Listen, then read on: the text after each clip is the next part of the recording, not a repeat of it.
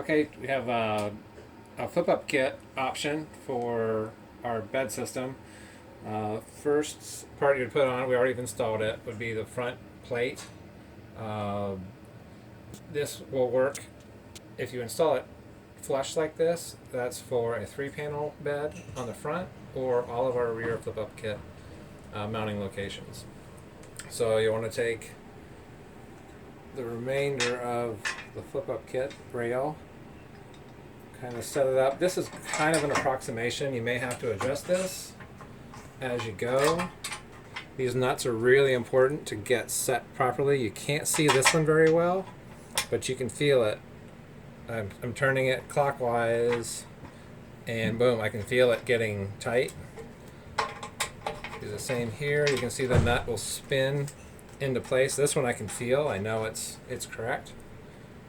And did I get it? So I'm going to have to adjust this. It didn't land right at the end. But otherwise, a little bit of adjustment, and we're in. Tighten everything down.